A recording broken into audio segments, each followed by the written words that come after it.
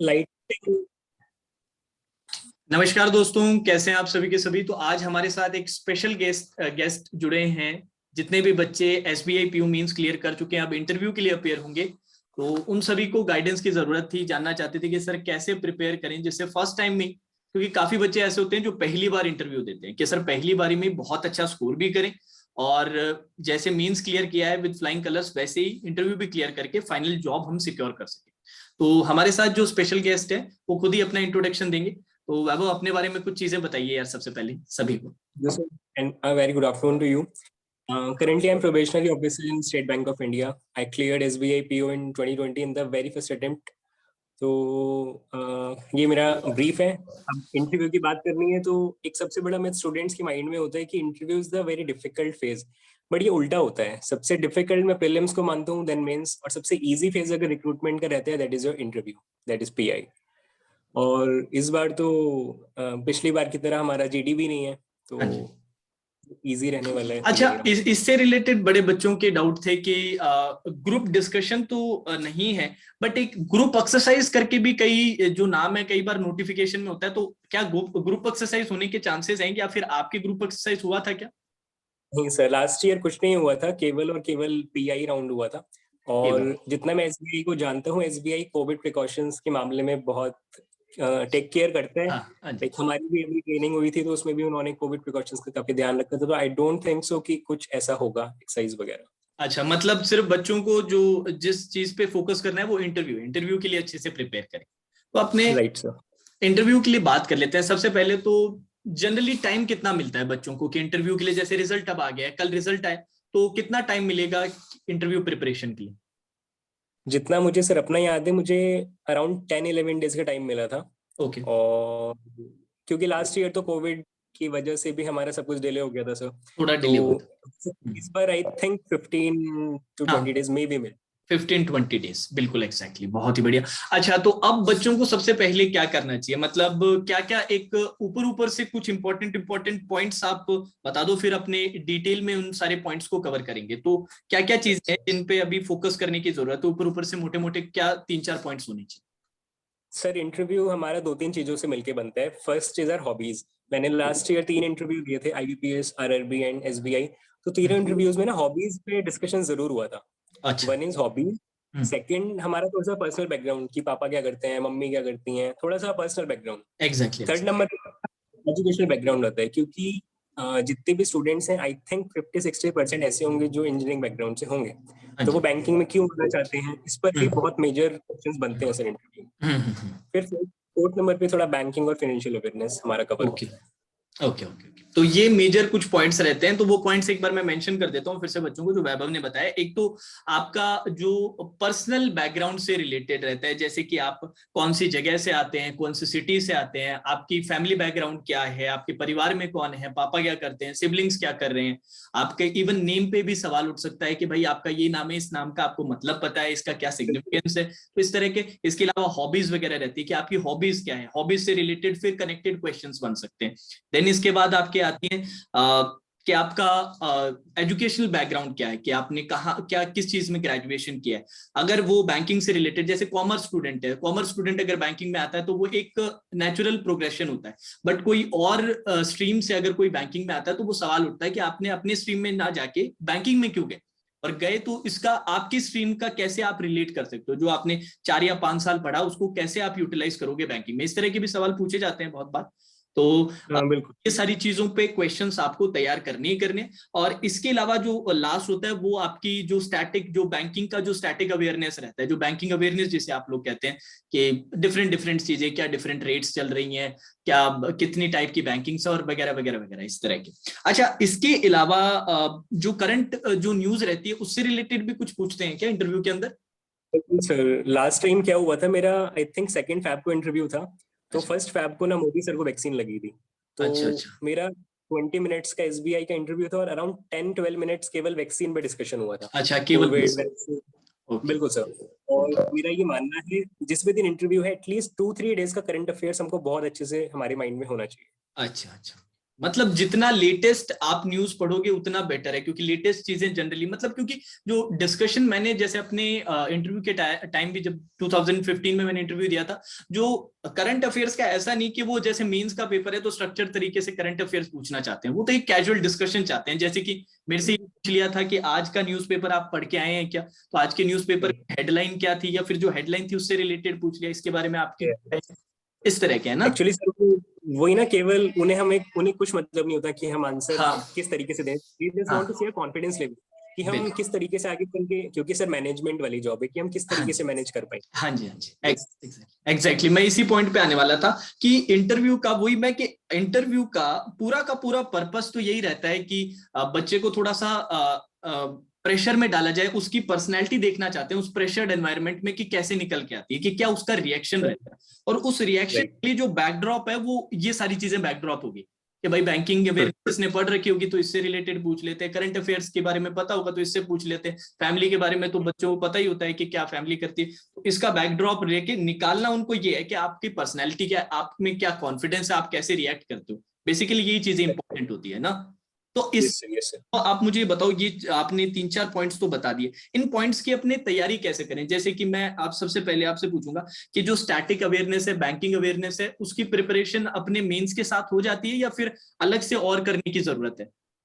अलग से मैंने तो केवल और केवल कुछ अपना आरटीजीएस नेफ्ट इनकी फुल फॉर्म्स वगैरह की थी, या अपने बैंकिंग हेडक्वार्टर्स वगैरह, इनको थोड़ा सा मैंने सेपरेट किया था। अच्छा, अदरवाइज जो मेंस क्लियर करके आ रहे हैं तो इट मींस उसकी फाइनेंशियल और बैंकिंग अच्छे से कवर्ड है सर। अच्छे से कवर्ड है, या फिर मतलब मेंस के लिए जो सोर्स यूज किया था बैंकिंग अवेयरनेस के लिए उसी से रिवीजन कर लें तो और कुछ एक्स्ट्रा की जरूरत नहीं है। नहीं सर, कुछ एक्स्ट्रा की जरूरत नहीं है, मैंने भी वही रिवाइज किया था बस। बट ये है, हम एसबीआई का इंटरव्यू देने जा रहे हैं तो एटलीस्ट हमको फाउंडेशन ईयर और अभी जो जो इसके हेड है वो सब पता होना चाहिए माइंड में, अच्छा, करंट वाले। एसबीआई से रिलेटेड सारी इंफॉर्मेशन हमारे पास होना चाहिए ना, एसबीआई ऑर्गेनाइजेशन में क्या चल रहा है, करंट भी कुछ है तो करंट के बारे में भी पता होना चाहिए, और बिल्कुल भी जो इंफॉर्मेशन रहती है वो पता होना चाहिए। ठीक है। यस अब सर। इसके अलावा एक चीज मेरे को और पूछनी थी कि जो अपना पूरा का पूरा, जैसे जिसको कहते हैं कि क्या पहने, किस तरह से अपने को वहां पर कैसे ग्रीट करना है, ये सारी चीजें क्या मैटर करती है। सर बिल्कुल मैटर करती है, मेरा ये मानना है कि इंटरव्यू रूम में एंटर करने से हमको, जब हम एग्जिट लेते हैं ना डोर क्लोज करने तक, हमारा पूरा काउंट होता है कि how we are behaving. Okay तो ओके। मैं काफी प्रिपेयर करके गया था लास्ट टाइम, आपसे भी काफी डिस्कशन किया था फोन हाँ कॉल जी पे ये सब। हाँ जी तो हाँ जी। सर जैसे इससे पहले मैं वो एड ऑन करना चाहूंगा, आपने प्रेशर बिल्डअप की बात की थी अभी। अच्छा तो अच्छा अगर नो ऑर्गेनाइजेशन में कंपेयर करूँ तो जो मेरा एसबीआई का इंटरव्यू हुआ था तो there were hmm, 5 panel member, अच्छा। बट मैं उनको सही आंसर देता था या गलत आंसर देता था, हम्म, वो बिल्कुल इमोशनलेस थे। मतलब वो मुझे कुछ रिप्रेजेंट नहीं कर रहे थे कि मेरा आंसर सही है कि गलत है, बस वो ओके। क्वेश्चन पूछते थे, देन वो मूव ऑन करके नेक्स्ट नेक्स्ट उस पे इंटरव्यू पर चले जाते थे। बिल्कुल बस ये एग्जैक्टली। हो रहा था, मतलब अच्छा मैं अच्छा। ये पता नहीं लगा पा रहा था कि मेरा इंटरव्यू अच्छा जा रहा है कि बेकार जा रहा है। ओके ओके एग्जैक्टली, मतलब पैनल यही कोशिश करता है कि सामने वाले जो कैंडिडेट को एज पे रखे हमेशा। एक वो बिल्कुल सर। जो प्रेशर है, जो एक स्ट्रेस जो बिल्डअप हुआ है पूरे एनवायरनमेंट में, एक तरह से कमरे में एक ऐसा हो जाता है कि यार ये मैं सही भी दे रहा हूँ गलत भी दे रहा हूँ, क्योंकि फिर वो जैसे काउंटर क्वेश्चन भी एक इधर से आंसर दिया, दूसरा वाला उधर से काउंटर पूछ लेता है इतने में, तो ऐसा लगता है कि यार अपने ने सही दिया है गलत दिया है पता नहीं चलता, एक के बाद एक, मतलब लगातार अपने को बैकफुट में भेजने की कोशिश करता है, कि लगातार पुश करता रहता है कि यार इससे कुछ ना कुछ गलती हो, देखते हैं कैसा रिएक्ट करता है। तो ये चीज आपने, राइट। अच्छा इसके लिए अब आप मेरे को ये बताओ, जैसे काफी बच्चे अब सोच रहे हैं कि ठीक है सर आपने बता दिया, वैभव ने भी शेयर कर दिया कि क्या क्या चीजें हैं क्या क्या इंपॉर्टेंट है, अब इसकी प्रिपरेशन कैसे, मतलब कुछ बच्चे ये सोचते हैं कि सर हम ऑफलाइन इंटरव्यू के बैचेज लें या ऑनलाइन इंटरव्यू के बैचेज लें, या फिर खुद से भी करके हम अगर पढ़ सकते हैं, अगर ऑफलाइन ऑनलाइन लेना है तो ये भी आप बताएं, और ऑफलाइन ऑनलाइन के बिना भी अगर किसी पर्टिकुलर बैचेस के बिना भी हो सकता है तो वो कैसे किया जाए, मतलब खुद से कैसे पता चल पाए। जैसे कि मैं जब इंटरव्यू की प्रिपरेशन कर रहा था तो मेरा एक रहता था कि यार मैंने 10 से 15 क्वेश्चन जो बना दिए ना, हमेशा मिरर के सामने बैठ के उसको प्रैक्टिस करता था, मतलब मैं खुद ही इंटरव्यू लेता था, खुद ही इंटरव्यू का आंसर भी देता था, देखने के लिए कि मेरे एक्सप्रेशंस कैसे हैं, क्योंकि वो तो वहां पर ये कोशिश करते हैं हर चीज मेजर करने की कि आपके बॉडी लैंग्वेज कैसी है, क्या आप सारी चीजें चेक करते हैं ना, वो कि टांग तो, क्योंकि बहुत बच्चों तो प्रेशर में आके कांपने लग जाते हैं, तो वो सारी चीजें हाँ हाँ देखते हैं कि कैसे आंसर करते हैं, क्योंकि उनको आंसर से तो मतलब है नहीं, उनको है कि वो आंसर कितना कॉन्फिडेंस के साथ डिलीवर कर रहे हैं सामने वाले। तो उसके आपने क्या किया था स्पेसिफिकली, वो थोड़ा सा मुझे बता। लास्ट टाइम मतलब लास्ट ईयर मेरे पे ऑप्शंस थे कि मैं ऑनलाइन प्रिपरेशन कर सकूं, मतलब बैचेस ज्वाइन कर सकूं, बट मैंने किया नहीं था सर। अच्छा। मैंने ऑफलाइन मोड में खुद ही काफी सारी यूट्यूब पे वीडियोस वगैरह सर्च करी थी, टॉपर स्टॉक देखे थे। तो हम्म। मुझे ये देखने को मिला कि जैसे आपने बोला अभी कि हम्म। इंटरव्यू में वो आपकी मतलब केवल मेंटालिटी जज करते हैं, उन्हें आपकी नॉलेज से कुछ लेना देना नहीं होता। हाँ जी। तो मैंने वो सब देखा था कि जब मुझे रूम में एंटर करना है तो मेरे पापा ने भी गाइड किया था कि पहले आपको 2 बार नॉक करना है डोर पे, फिर आपको ग्रीट करके मतलब एग्जैक्टली। परमिशन मांग के enter करना है। अच्छा अच्छा, तो okay. What I was noticing that day कि मोस्टली ना स्टूडेंट्स क्या कर रहे थे, सीधा उन एक्चुअली होता क्या है, रूम के बाहर बेल होती है सर, हाँ बेल जी, बजते ही आपको एंट्री करना होता है। बिल्कुल स्टूडेंट्स क्या एग्जैक्टली। करते थे, बेल बजते ही सीधा दरवाजा खोल के अंदर एंट्री ले लेते थे। Hmm. That is very awkward sir, क्योंकि आपको नहीं पता अंदर पैनल मेंबर्स किस हम्म। कंडीशन में है। हम्म। तो मैंने 2 बार नॉक किया, फिर मैंने परमिशन मांगी कि मे आई प्लीज कम इन। तो हम्म। जो चेयरमैन सर थे उन्होंने परमिट किया, then I entered and greet them. तो okay. I was standing beside the chair, then sir ने बोला कि प्लीज सिट डाउन, तो मैं बैठ गया हम्म। सर। फिर वही क्वेश्चंस आने स्टार्ट हुए, तो चेयरमैन सर ने स्टार्ट किया था with the hobbies. Hmm. Actually SBI के साथ सबसे बड़ा बेनिफिट क्या है, आपको ऑप्शन मिलता है कि आपको हिंदी में इंटरव्यू देना है कि इंग्लिश में देना है। तो exactly. I was very good at English, but मैंने फिर भी हिंदी ऑप्ट किया क्योंकि हम्म। मैं हिंदी में ज्यादा कॉन्फिडेंट हूँ। हम्म। तो हुआ क्या सर, चेयरमैन सर ने थोड़ा नोटिस नहीं किया and he started the interview in English. Hmm. तो करीब 5 मिनट डिस्कशन चला, फिर एक पैनल में मैम थी, तो मैम ने बोला कि सर ये तो हिंदी वाला कैंडिडेट है। तो हम्म। फिर सर को अच्छा लगा कि हिंदी ऑप्ट करके भी अच्छे से इंग्लिश में रिप्लाई कर पा रहे हैं, तो हम्म। वहां से स्टार्ट। अच्छा, ओके, एग्जैक्टली एग्जैक्टली। चलो, तो वैभव ने एक और नॉर्मल डिस्कशन में एक और अच्छी चीज बता दी कि जब भी आप इंटरव्यू के लिए जाएंगे तो काफी बच्चे हिंदी मीडियम के स्पेशली परेशान होते हैं कि सर हम इंग्लिश में एटलीस्ट स्पीकिंग में हर कोई कंफर्टेबल नहीं होता। लैंग्वेज में भी अगर कोई इंसान कंफर्टेबल होता है तो स्पीकिंग पार्ट में नहीं होता, क्योंकि डे टू डे हर कोई इंग्लिश में फ्लुएंटली बात नहीं करता है, उतनी प्रैक्टिस नहीं होती, तो वो प्रॉब्लम रहता है और उसके कारण थोड़ा सा अंडर कॉन्फिडेंट हो जाता है। अगर उसे पता भी है कि भाई मैं नहीं घबराने वाला, फिर भी ये पार्ट उसको थोड़ा सा परेशान करता है। तो उसके लिए आपको परेशान नहीं होना, आप सेलेक्ट कर सकते हो कि आपको किस लैंग्वेज में आंसर करना है पूरा का पूरा इंटरव्यू। वो जज नहीं करते कि ऐसा नहीं कि इंग्लिश में अगर आप बोल रहे हो तो आपको ज्यादा मार्क्स मिलेंगे, हिंदी में बोल रहे हो तो कम मार्क्स मिलेंगे। वो मैटर नहीं करता है, बस आप जिस लैंग्वेज में कंफर्टेबल हो ना उस लैंग्वेज में आप आंसर दे सकते हो। तो ये तो आपने बहुत अच्छी चीज बता दी। अब इसके अलावा और क्या कवर कर सकते हैं बच्चे, और क्या पूछ रहे थे? अच्छा, ये अपने डॉक्यूमेंट्स वगैरह का क्या सीन रहता है? बच्चे डॉक्यूमेंट्स तैयार करना स्टार्ट कर दें क्या, या फिर उसके, बिल्कुल सर, है ना? बिल्कुल। एक्चुअली मैं भी इंटरव्यू के वक्त भी मैं अपने डॉक्यूमेंट्स लेके गया था, बट ऐसा कुछ वहाँ पे चेक नहीं हुआ था। हम्म। आई थिंक फाइल भी अंदर अलाउड नहीं थी, इंटरव्यू रूम में हम्म। फाइल ले जाना भी अलाउड नहीं होता। हम्म। तो मोबाइल भी अलाउड नहीं होता, कुछ बायो और था। बायोडेटा फॉर्म में सब भरवा ही लेते हैं, तो वो बायोडेटा फॉर्म शायद Yes, उनके पास रहता है ना, हाँ, उसमें से वो चेक उन्होंने कर हमसे, लेते हाँ आई थिंक एक बायोडेटा फॉर्म भरवाया था, उसकी हैं। 5 जेरोक्स हुई थी। तो जितने भी पैनल मेंबर्स होते हैं सबके पास हमारा सबके बायोडेटा फॉर्म पास होता है। बायोडेटा फॉर्म होता है, ठीक है। और वो सारी बायोडेटा फॉर्म और वो सब तो इंटरव्यू का जब कॉल लेटर आता है तब सारी चीजें लिंक एक्टिवेट की जाती है, साइट पे सब मिल जाता है ना सारी चीजें, तो उसके लिए आप परेशान नहीं होना। तो फिर फाइनली यार वैभव, आपका सारी बच्चों के लिए क्या, आपके सबसे पहले आप अपने मार्क्स और शेयर कर दो कि आपने कितना हाँ, स्कोर। एसबीआई इंटरव्यू में मेरे मार्क्स थे 41 आउट ऑफ 50।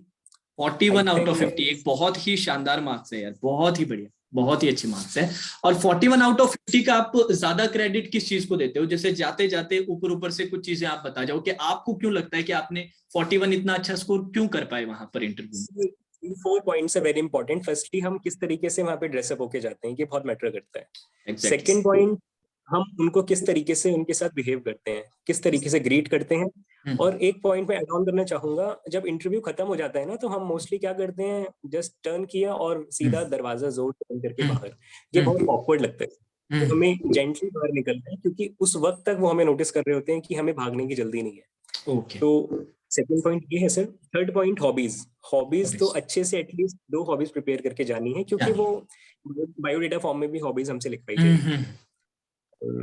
ये 41 मार्क्स के ऊपर अगर आपने पूछा तो मेरा पूरा पूरा मैं डिपेंडेंट अपनी हॉबीज पे कहूंगा कि हॉबीज की वजह से हम्म। और ड्रेस की वजह से ये मार्क्स मिले हैं। अच्छा, तो कुल मिला के वैभव की बातों का कंक्लूजन निकाले तो ये निकलता है कि नॉलेज इंपॉर्टेंट नहीं है। इंपॉर्टेंट ये होता है कि जब आप किसी चीज को पढ़ लेते हो ना, वो नॉलेज ले लेते हो, तो कोई आपसे सवाल पूछता है तो आप उसको कॉन्फिडेंटली रिप्लाई कर पाते हो। समझ आ रहा है कि मतलब आप इंसान पढ़ता है क्यों है किसी चीज को, जिससे कि वो उस चीज में कंफर्टेबल हो जाए, कि उससे कोई पूछे। अब जैसे मुझे किसी चीज का पता नहीं है और मुझसे वो चीज पूछी जाए, तो अगर मैं आंसर दूंगा तो हमेशा खुद को डाउट करूंगा कि यार मैं कैसे बता रहा। अब मुझे उस चीज के बारे में पता होगा तो मैं कॉन्फिडेंटली आंसर करूंगा। उनको उस कंटेंट से मतलब नहीं है, उनको मतलब है कि वो कॉन्फिडेंस आप डिलीवर कर पाते हो कि नहीं कर पाते। तो राइट। बात सारी की सारी ये है कि आप अपने आप को कैसे प्रेजेंट कर रहे हो। और जैसे वैभव ने कहा, जो उनका जो जजमेंट है वो आपके एंटर होने से लेके एग्जिट तक रहता है। तो ऐसा नहीं कि भाई इंटरव्यू दिया, ऐसा लगा अच्छा हो गया, बस अब रिलैक्स हो गया, अब किसी भी कैजुअल तरीके से, रूड तरीके से, बिना एटिकेट्स का ध्यान रखे हुए ऐसे ही जा रहे हैं। जाते टाइम भी जब तक आप बाहर नहीं निकलते, वही पूरा का पूरा पर्सोना आपको मेंटेन करना है, वही मैनर्स आपको मेंटेन करने हैं, पोलाइट रहना है, कॉन्फिडेंट रहना है। और वैभव एक चीज और बता दो, अब बच्चे ये बड़ा पूछते हैं कि अगर कोई आंसर हमें आए ना, मतलब किसी चीज के बारे में अगर हम नहीं जानते तो उसका गेस वर्क करें, उसको पोलाइटली मना कर दें, क्या रिस्पॉन्स क्या रहना चाहिए उसके दिमाग में? सर गैस वर्क तो बिल्कुल नहीं करना चाहिए, क्योंकि अगर हम गैस वर्क भी करते हैं तो मोस्टली हमारा गैस वर्क रॉन्ग ही रहता है अंडर प्रेशर उस वक्त। तो अच्छा हमने कुछ गलत बताया और वो आराम से पता कर लेते हैं कि हमको ये पागल बनाने की कोशिश कर रहा है। अच्छा अच्छा। सॉरी बोल के नेक्स्ट क्वेश्चन पे मूव ऑन करना मेरे हिसाब से काफी बेटर आइडिया रहेगा तो सर। ऐसा बच्चे कई बार थोड़ा टेंशन में आ जाते हैं कि यार हमसे सर 15 क्वेश्चन किए और उसमें से 5 क्वेश्चन का तो हम आंसर ही नहीं दे पाए, हमारे तो मार्क्स ही नहीं आएंगे। ऐसा होता है क्या असली में कि अगर आंसर नहीं दे पाए तो उस बच्चे का सिलेक्शन नहीं होगा? सर ये उस बात पे डिपेंड करता है ना, सपोज करिए बहुत ही इजी क्वेश्चन पूछा है, लाइक वो अच्छा। पूरी दुनिया को आंसर और हाँ आप उसका हाँ आंसर नहीं कर, तो हाँ। फिर डेफिनेटली में जाएगी सर। डेफिनेटली उसका नेगेटिव इम्पैक्ट होगा। बिल्कुल बिल्कुल एग्जैक्टली। गाइस ऐसा नहीं है कि अगर आपको क्वेश्चन का आंसर नहीं आ रहा तो एक तो उसका बिल्कुल गेस वर्क नहीं करना है, पोलाइटली डिक्लाइन कर देना है कि यार जो भी पैनल पूछे हैं सर या मैम, कि इसके बारे में मैंने पढ़ नहीं रखा है, इसके बारे में इंफॉर्मेशन मेरे पास नहीं है। और दूसरी चीज ये कि अगर कोई मुश्किल थोड़ा ट्रिकी क्वेश्चन है, अगर उसका आंसर नहीं भी दे पा रहे हो तो उतना मैटर नहीं करता। बहुत ही बेसिक से क्वेश्चन का आंसर नहीं दे पा रहे तो वो थोड़ा सा नेगेटिव जाता है कि यार ये चीज भी इसको नहीं पता, मतलब तो थोड़ा सा पैनल ये नोट करता है। नहीं तो उनको इतना फर्क नहीं पड़ता। ऐसा नहीं कि सिलेक्टेड कैंडिडेट सारे क्वेश्चंस का आंसर 100% दे पाते। तो बस ये है कि पर जिन चीजों का आप आंसर दे रहे हो उनको बहुत अच्छे से आंसर दे पाओ, मतलब सामने वाला यस आपकी आंसर की डिलीवरी से, आपकी पर्सनालिटी से बिल्कुल खुश हो जाए। वो उसको हो जाए कि हाँ यार ये एसबीआई में, क्योंकि जब आप एसबीआई में एज ए पीओ जाते हो तो आप बेसिकली एक ब्रांच का भार पूरा उठाने वाले हो। आने वाले टाइम में ऐसा नहीं कि जाते ही आपको ब्रांच मैनेजर बना देंगे, बट आप एक प्रोस्पेक्ट हो जो आके आके पूरे पूरे ब्रांच को आगे जाके पूरे रीजनल को जितने भी ऑफिस है उनका हेड बनने वाले हो, या फिर विद टाइम आप काफी ज्यादा मैनेज करने वाले हो, आपके अंडर काफी लोग काम करने वाले हैं। तो वो ये जरूर देखते हैं कि यार इंसान पोलाइट है, इंसान कॉन्फिडेंट है, प्रेशर के अंडर क्रम्बल तो नहीं कर रहा है। और ये सारी चीजें बड़ी मैटर करती है। तो आज का फिर इंटरव्यू यहीं पे कंक्लूड करते हैं यार। जाते जाते बच्चों के लिए कुछ फाइनल लास्ट मैसेज दे दो। सर, दो तीन बातें, current affairs, hobbies, dressing sense और हम्म। कॉन्फिडेंस बहुत इंपॉर्टेंट है।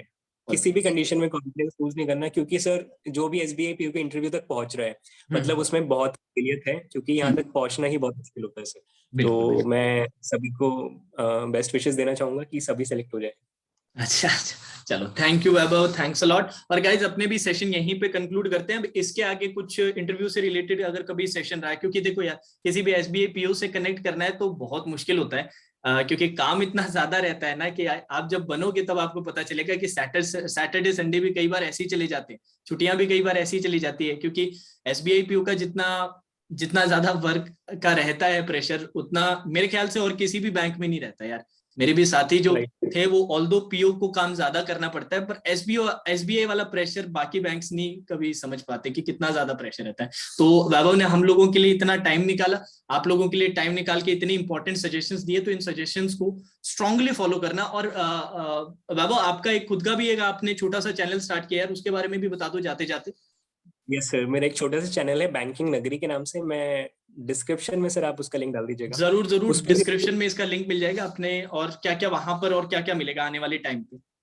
स्टूडेंट्स को लाइक छोटे छोटे क्वेश्चंस होते हैं इंटरव्यू में, हॉबीज से रिलेटेड, किस तरीके से आपको अपनी स्ट्रेंथ्स और वीकनेस को, लाइक वीकनेस को भी किस तरीके से स्ट्रेंथ में कन्वर्ट करके बताना है। तो मैं उसमें शॉर्ट वीडियो डालूंगा 2 to 3 मिनट्स की। बहुत ही बढ़िया बहुत ही बढ़िया। तो गाइज जैसे आप लोगों देखो यार मेरे पास तो टाइम बहुत लिमिटेड रहता है। पिछली बार तो इन लोगों के ऐसा हुआ था कि सारी चीजें डिले हो गई थी ना, तो प्री कुछ बचा ही नहीं था, सारे मेंस एक साथ हो गए थे, सारे इंटरव्यू एक साथ थे, तो मैं फ्री था इसलिए मैंने बहुत सारे वीडियो की एक प्लेलिस्ट बना ली थी।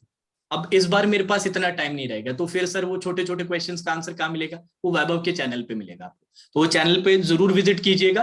वो स्टूडेंट हैं जो ऑलरेडी एसबीआई में वर्क कर रहे हैं एज ए पीओ, जिन्होंने इंटरव्यू में 41 मार्क्स बहुत मायने रखते हैं। आप में से कोई भी बच्चा अगर 41 मार्क्स स्कोर करेगा ना, तो ऑलमोस्ट सर्टेन मानिए कि आपका सिलेक्शन। ठीक है, तो ये चैनल को बहुत ही डिलीजेंटली और रिलीजियसली फॉलो करना है आगे इंटरव्यू गाइडेंस के लिए। लिंक मैं नीचे डिस्क्रिप्शन में दे रहा हूँ, तो अच्छे से फॉलो कीजिएगा। एंड आई एम होपिंग कि आज का सेशन आप सभी के लिए हेल्पफुल रहा। Thanks a lot Vaibhav again अपना टाइम निकालने। Thank you. ओके, चलो guys, let's end this session, take care.